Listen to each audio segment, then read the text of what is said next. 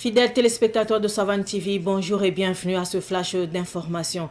Les éléments de la gendarmerie nationale étaient en croisade contre les criminels les plus dangereux de Ouagadougou dans la nuit du samedi à dimanche. Une opération spéciale menée dans les quartiers Rimkieta, Tampuy, Kilouin et Zongo. Au centre de cette opération, dénicher les agresseurs et les consommateurs de stupéfiants et contrôler les axes routiers. Cette opération spéciale a également concerné la vérification des documents des engins.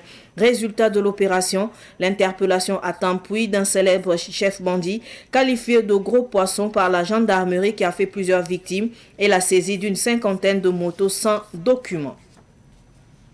Les premiers ministres du Burkina Faso, Jean-Emmanuel Ouédraogo, et du Mali, le général de division Abdoulaye Maïga, sont à Niamey au Niger depuis le samedi 28 décembre 2024.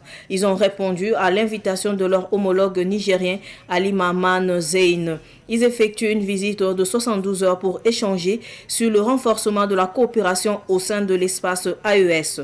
Par ailleurs, cette visite marque la première sortie officielle à l'international des premiers ministres burkinabés et maliens depuis leur nomination respective. Les trois premiers ministres ont également assisté hier dimanche à la finale du 45e championnat national de lutte traditionnelle à Dosso au Niger. Les étalons locaux ont obtenu leur ticket pour la phase finale du championnat d'Afrique des Nations CHAN 2024 samedi 28 décembre dernier. Battu 2-0 au match aller à Abidjan en Côte d'Ivoire dimanche 22 décembre 2024, les étalons locaux ont d'abord remonté la pente avant de se qualifier par 4 tirs au but contre 2. Le match s'est joué à Bamako au Mali.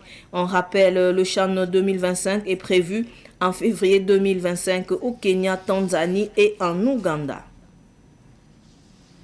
Jimmy Carter, l'ancien président américain, n'est plus. Il s'est éteint hier dimanche. Jimmy Carter avait occupé la Maison-Blanche de 1977 à 1981. Après son passage à la tête des États-Unis, Jimmy Carter avait consacré sa vie à trouver des solutions aux grands conflits mondiaux. Et en 2002, il a reçu le prix Nobel de la paix. Jimmy Carter avait 100 ans.